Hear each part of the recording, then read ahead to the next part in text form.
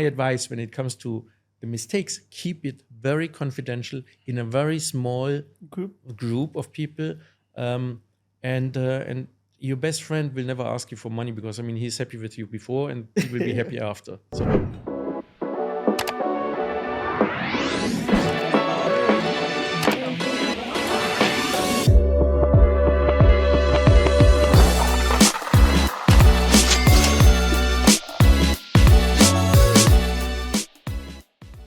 Well, hello there. I'm Vince Ang. I'm the general manager of the Filipino Times, and I am here again as your host for today's episode of O Millionaire podcast. And here with me again, of course, the CEO of O Millionaire, Ralph Martin, who will be discussing with us a very interesting topic: the common mistake of Lotto winners. hello, Vince. Nice to be here, and hello, everybody. So, new topic, very interesting topic. What do you do with your money? Of course. Yeah. I mean, I think this is something that everybody would like to know, like what happened to those winners. Yeah, that's to tell you the truth. The big problem is a lot of lottery winners are losing their money within the first 5 years. Really? Yeah, it's amazing. I mean, you think like, oh, they are winning so many millions, right? But they are like doing some certain mistakes, and then of course, at the end of the day, they are homeless. They're losing everything. Seriously, I mean, bankruptcy full time. Wow. And now I'm really interested. What are these common things that these people would commit? Yeah, well, one of the issues obviously is always like if you are going and you are overspending in your lifestyle. I mean, you had a nice life before, right? And then people start like spending money on all these, Lavish things. yeah, like buying these big houses, cars. No, not even at least a house. Like they would have like a nice property at least. But no, they are like making like too expensive, let's say, vacations and just like stupid things. I mean, where you don't have anything out of it, and that's one of the big problems when people make money or get the money right away, like from zero Like to really 100. splurging Yeah, on money without buying thinking of jewelry and like you always have to. excessive spending. Yeah, it's so it's I call it overspending, right? I mean, Overspending. overspending. I mean, and that's one of the big problems, of course. Yeah, they are facing right away. And I'm sure there's a long list. Oh, there is, yeah. It's like I would say like the second biggest problem is, of course, like if you tell your family. Okay. The problem when, like after winning a lottery is that everybody is coming. I mean, Yeah. your friends, You'll gain your more friends, yeah, gain more relatives. yeah, your relatives, your. I mean, it's like, and you give them the money because obviously they promise you to pay it back. I've never seen that these lottery winners got the money back, but like at a certain point, it's okay. I mean, if you want to support, like maybe your brother or your sister or your parents, but you have to have control over this. And the people are coming and begging and asking for money, and this is where a lot of people think, oh, I have so much I can share with the people. But if at a certain point there's nothing to share anymore, Yeah. and better to make it small and keep it controlled and keep it with you, that's a big issue. And I'm quite sure. I mean, if like if I have like the whatever winning the millionaire jackpot with let's say double it even, like then we Yeah. have like the 200 million dirhams, right. which is like $50 million. I mean, everybody would come and say like, hey, Ralph, can you help me with this and this and this? So I mean, this is like obviously what's happening to a lot of people. So I would say like it's also a matter of like that people have like a poor financial management, Okay. right? They and of course, like if you are not used to it, then how you never learned it, how to handle money and a lot of money. That's right. I mean, it's the first time that you'll not be able to count the load of money that you have. Yeah, if you have to count 200 million dirhams, I mean, you have to count a lot, like That's 10 right. dirham bills, maybe. Like you have like I don't know how many containers. That's right. So I guess it's really um a big part of these is learning and educating yourself on how to manage your finances. Yeah. So the best thing would be like, and then they have like the wrong legal and financial advice, of course, because Okay. I mean it's not a professional advisor. I mean, most lotteries provide you with professional people that give you some advice when you win the big jackpot. I mean, they try to help you. I mean, some people take it the advice, some don't. But you know, the first who is giving you and me the advice is our wives. That's true. I mean, they tell us what to do with the money, right? That is and so nothing true. against women, of course. You know, like women are winning the lottery quite often, actually. But it's a matter of like your closest people The are telling you what to closest, do with the the most money. immediate Yeah. person will give you the best advice, Yeah. and you can't say no to that. Yeah, that's very difficult, I would say. That's Yeah. true. That's true. So I mean, obviously they are not professionals. I mean, they have like maybe they try even to do the best, right? But you need to get like really professional advice, maybe from some bankers, maybe from some fund managers, but also you have to be careful in this kind, because another problem is obviously the scam. I mean, a lot of people are jumping on Get you scammed. and they are coming and say like, oh, you can invest in here and this is amazing good and this is like bringing you money and you get like all these kind of things. Again, you need to be very careful when it comes to this. And I know that today a lot of people running around talking about cryptocurrencies. True. I mean, I just had the other day, I was investing, just a personal story, in very small money, very small, you know, not even $1,000. So, I mean, very small, just to experience the experience. And my experience is I lost it all. Because it is, you know, like it looked good for a couple of For a months couple- and then they just disappeared. And I think these kind of the domain does not exist anymore. True.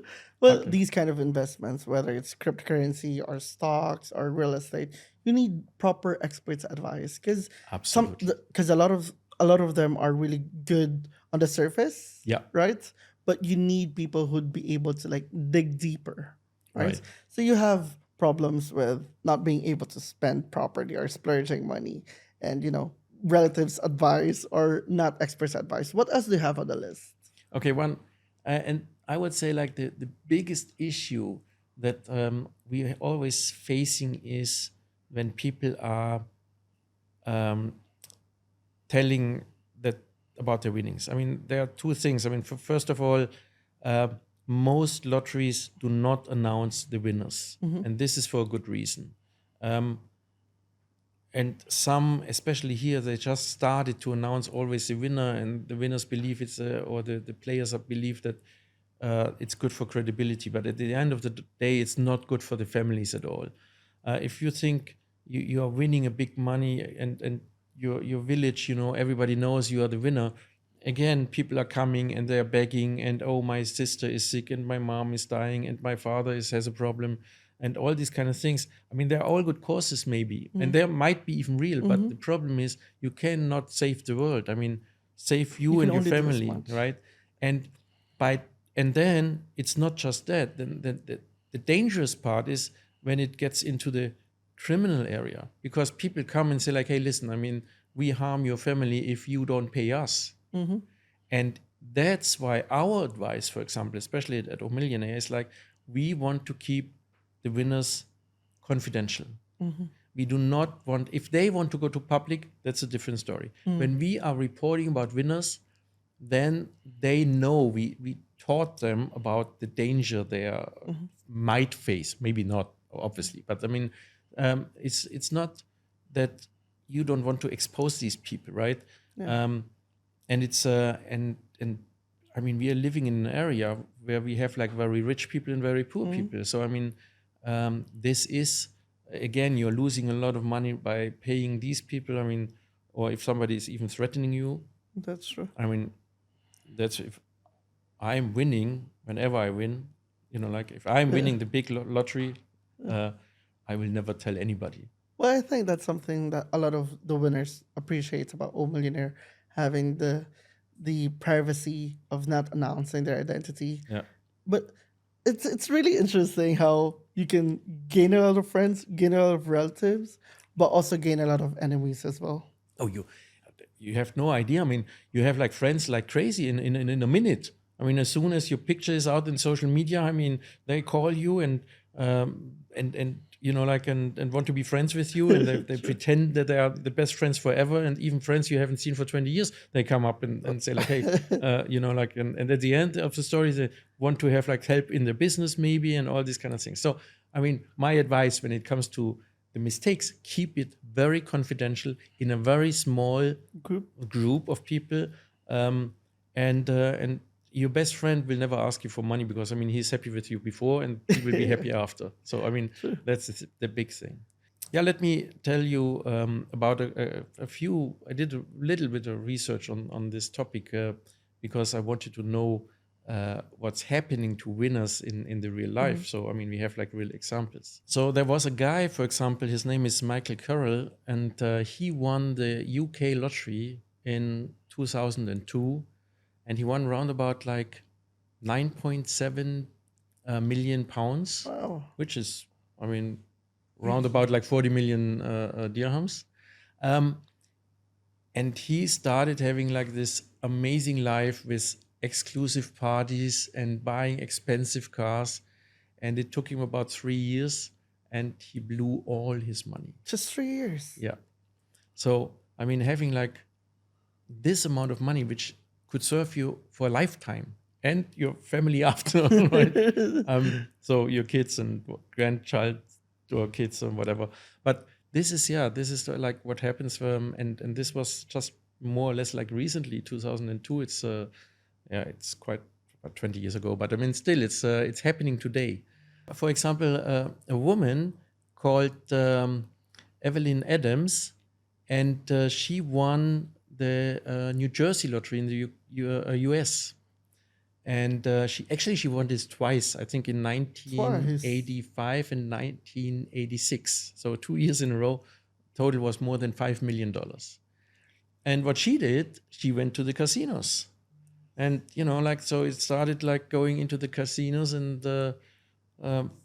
hopefully for winning more, but I mean more or less like for entertainment, and maybe she was bored having so much money, I don't know. But she ended up after a few years in a trailer home, I mean, so she also lost everything. So another example for people that are not able to manage. I mean, what we talked before, right? The financial management is important, or exceeding your spendings, like what it is. So another example I have for you is like Billy Bob Harrell. He won the Texas lottery, $31 million in 1997, I believe. And that's a lot of money, right? So, but he had no financial planning either. So what happened to him is, and now what we talked before, his family and friends were demanding so much money, and even people he didn't know, and he gave it to all these people, that he ended up with nothing at the end of the day. Wow. So, see, like in all the topics we discussed before, all the problems you can face, I mean, happens to different people. Like, and I mean, you believe like $31 million. I mean, can you imagine what to do with it? Okay. And it's interesting, by the way, when you ask people, like if you have this winning of, let's say, 100 million dirhams, what do you do with the money? You cannot answer. Even I could not answer. But I mean, it's too much to handle in a second, right? So you're saying like, I pay my debts, I do this, I buy a house, but then you're still ending up with 30 million. Well, I'd like to understand, Martin, because it's really hard to finish all these money. Do you have any failed case of a young winner? Oh yeah, interesting enough, there was a very young girl, and I believe she was the youngest lottery winner ever. She won in the age of 16, and her name is Kelly Rogers. She won in 2003 1.9 million pounds in the UK. Wow. Of course. So And I mean, if you are not even 20 years old, what do you do with the money? So, I mean, she spent all her money in Shopping. surgery, Okay. beauty, Okay. surgeries, and shopping, of course. Okay. And she spent this money in no time again, and after a few years, I mean, she was bankrupt. But and I believe that she was like just stressed with the whole situation. And if you are not even 20, I mean, can you manage this kind of money you get like in your bank account from one day to another, basically? But again, I mean, you know how much beauty surgery you can get The whole store. for 1.9 million. I mean, probably some people know how to spend the money on this, right? I wouldn't know. I guess my biggest takeaway here, guys, is that when, in any case, you get to win an O Millionaire, please seek for professional advice, because only then you'll be able to take or keep something for you and your next generation as well. So, again, guys, tune in for our next episode of O Millionaire Podcast with me here, Ralph Martin. Thank you very much, and goodbye.